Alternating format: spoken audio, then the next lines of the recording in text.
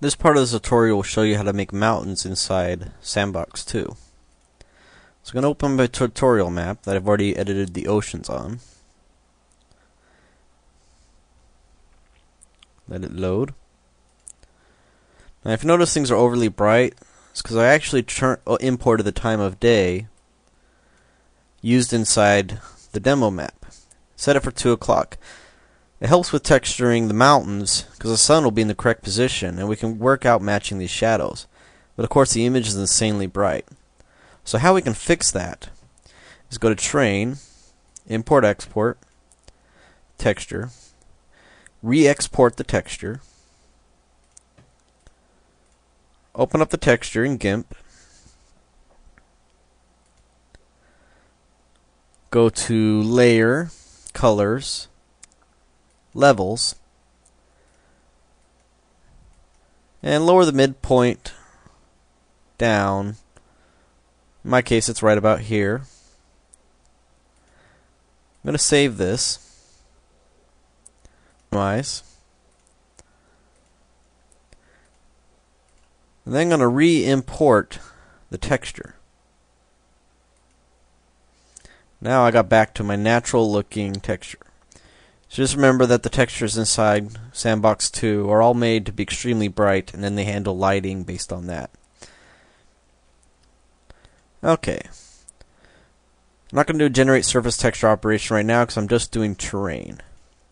But I'm going to go ahead and save. Alright, we can start working on the mountains. So we're going to go to the terrain, modify again. And we're going to pick something that we want to be our max height. And actually what I'm going to do first is go into my reference images. And I found all these great photos of this island. And I can use them as height reference off the beach. This is actually my favorite image to use for reference because it covers most of the mountains. So I'm going to pull this image over. It's actually going to be on my other monitor, so you're not going to be able to see it. And I'm going to attempt to duplicate its point of view.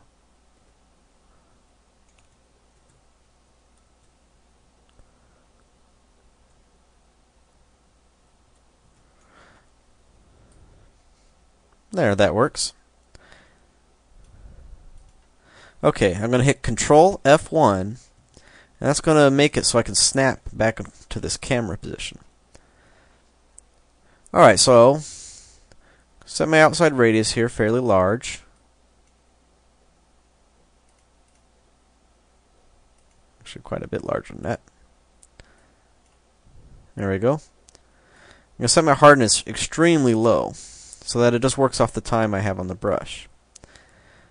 Now when you work with the height, the greater the height, the more it's amplified. So your mouse clicks are going to do more and more height. So I'm going to guess this rock outcropping is right here. So I'm just going to go ahead and bring this all the way to my maximum height. Now I got this. Actually, I'm going to undo a lot of that. So what I'm actually going to do is enable noise. So that as I bring it up, I at least get some noise in here. Then what I'm going to do is click around, same thing I did with the oceans, but a little more random now.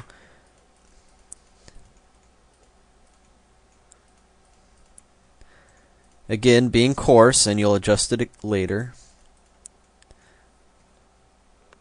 Whoops, actually, it looks like I got this entirely in the wrong position. Should be over here, at least from this point of view. So maybe that outcropping is this right here. So I can go down, lower this, go back to my point of view, and just keep tweaking it.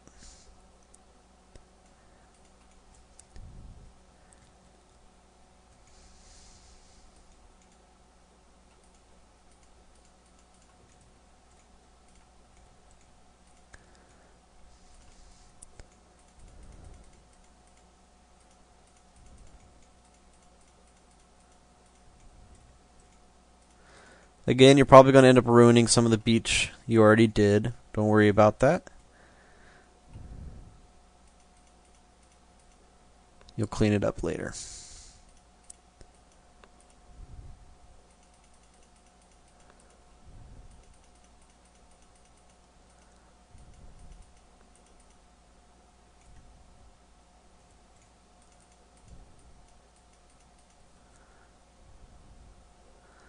So again, I'm using my reference image.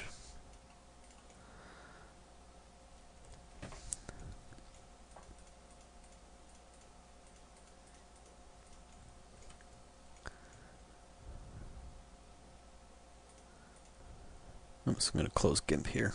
Don't need it.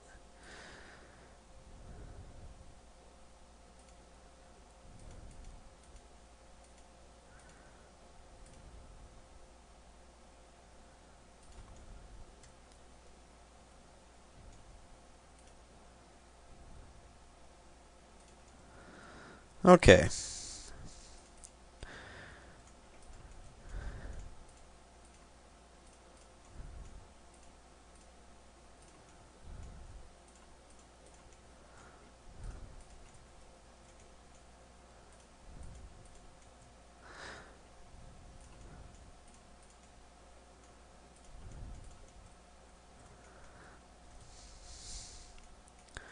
Now I'm going to go a little smaller with my radius.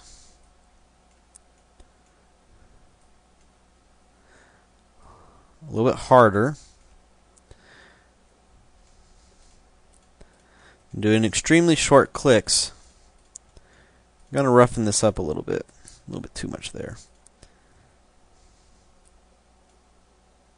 And actually, my problem is actually my height level. Here we go. I'm going to try to bring out some of these rock outcroppings.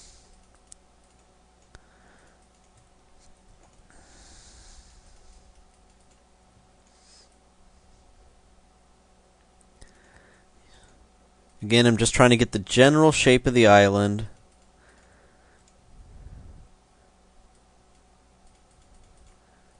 It'll take hours to get it to perfection.